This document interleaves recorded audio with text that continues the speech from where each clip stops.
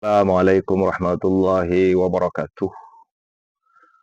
Orang yang mau melaksanakan umroh biasanya hanya memperhatikan bagaimana larangan-larangan ihram. Sebenarnya sih mudah untuk menghindar dari larangan ihram tersebut. Namun kadang-kadang salah mengertikan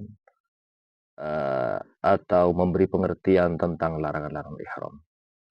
Oke, di sini saya bacakan yang ada dalam kitab Al-Idah fi Manasikil Haji wal Umrah. Wa amma wa amma irtikabul mahdhuri, adapun melakukan larangan-larangan ihram.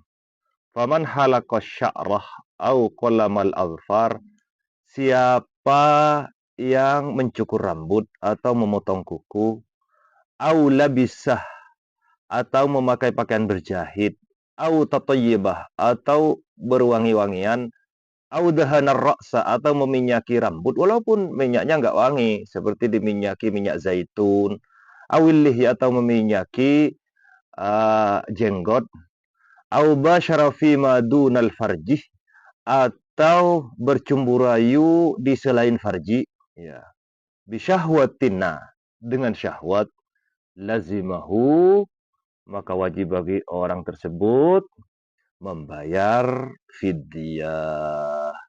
Dan fidyah ini bukan makanan saja. Ya, fidyah itu antara tiga. Dan yang tiga ini boleh dipilih sebagai tebusan. Fidyah ini artinya tebusan. Yang pertama, menyembelih kambing. Kalau tidak mau menyembelih kambing, memberi makan 6 orang miskin. Setiap orang miskin setengah so'. Setengah so' itu sekitar 1,375 kilo atau kita bulatkan 1,5 kilo. Au yasum atau berpuasa salah satu ayamin 3 hari. Puasa yang 3 hari ini tidak harus di dalam umrah, tidak harus di Mekah, boleh juga di Indonesia dan tidak wajib terus menerus. Artinya Senin, Kamis, Senin, sudah. Cuman wajib takyin niyah, sengaja aku niat berpuasa besok untuk menebus pelanggaran ihram. Seperti itu ya cara niatnya. Dan orang yang melanggar ihram itu boleh memilih antara tiga tebusan itu. Saya ulangi lagi, menyembelih kambing atau memberi makan orang miskin, 6 orang miskin, masing-masing orang miskin setengah so atau 1,375 kilo atau sekitar kalau dibulatkan 1,5 kilo masing-masing orang miskin. Jadi jumlahnya sekitar 9 kilo, kurang lebih seperti itu, atau berpuasa 3 hari. Jadi boleh milih. Maka kalau ada jamaah yang melanggar, silakan maunya jamaah seperti apa. Mau beri makan 6 orang miskin, atau ini boleh milih ya, menyembelih kambing, atau berpuasa 3 hari. Kecuali pelanggaran satu, yang harus menyembelih unta, yaitu berjima di dalam ihram. Nah, ada rinciannya lagi. Larangan ihram itu dibagi dua. Ada yang bersifat itlaf, merusak. Ada yang bersifat tarafuh atau istimta, bersenang-senang saja. Yang bersifat itlaf itu seperti potong rambut, atau menjatuhkan rambut, atau potong kuku. Itu bodoh, sengaja, lupa, tetap harus membayar tebusan. Tebusannya apa? 3 itu boleh dipilih.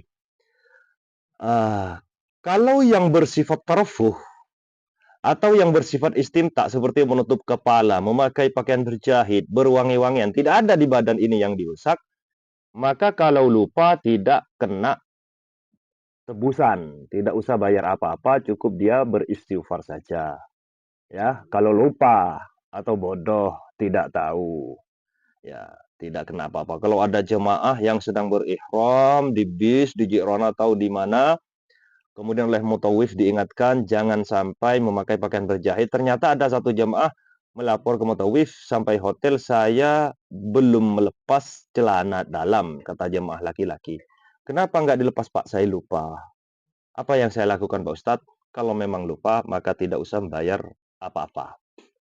Ya, tidak usah membayar apa-apa karena ya memakai pakaian berjahit itu dari bab taraffuh, ya, larangan-larangan ihram yang tidak merusak badan ihram, bukan yang bersifat itlaf. Saya ulangi lagi, yang bersifat taraffuh itu kalau lupa nggak ada masalah. Tetap kita hati-hati menjaga jangan sampai terjadi larangan ihram itu pada saat kita berihram. Tarafuh seperti pakaian berjahit, wangi-wangian menutup kepala atau menutup wajah bagi perempuan, itu kalau memang tidak sengaja, maka tidak kena apa-apa. Kalau sengaja harus bayar fidyah. Apa bayar fidyah? 3, harus kena tebusan. 3, menyembelih kambing, memberi makan orang miskin, dan berpuasa 3 hari. Yang 3 ini boleh dipilih, jadi nggak harus kambing. Kadang-kadang ada jamaah yang tidak sengaja memakai pakaian berjahit. Ketika bertanya, apa yang saya lakukan? Oh, kena dam. Ini salah. Karena oleh Allah Subhanahu wa Ta'ala diperbolehkan memilih antara 3 tebusan. Dan makna daripada fidyah itu bukan memberi makan, tetapi tebusan, ya. Dan tebusan itu ada 3. Demikian. Nah, kalau menjatuhkan rambut, seperti rambutnya disisir, ya, maka tetap lupa tidak lupa, sengaja atau tidak sengaja, tetap membayar fidyah. Dan sekarang ada satu yang banyak orang salah paham. Apa yang satu itu? Membuka aurat. Apakah membuka aurat itu adalah larangan ihram? Apakah membuka aurat itu larangan ihram? Min mahdhuratil ihram. Min muharramatil ihram. Membuka aurat itu sedang berihram, tidak berihram, ada di Mekah, ada di Indonesia, di sawah, dimanapun, tidak diperbolehkan. Berarti memang dilarang, bukan karena ihram, ya. Memang dilarang. Jangan sampai terjadi sebelum ihram, lebih-lebih setelah ihram. Kalau seandainya terjadi muka aurat, maka bukan membayar fidyah, bukan menyembelih kambing, tidak kena tebusan, dia berdosa, ya. Berdosa. Maka dengan demikian, kashful aurah laisa min mahdzurat bil ihram. Membuka aurat bukan sesuatu yang dilarang sebab ihram, tetapi dilarang sebelum dan sedang dan setelah berihram.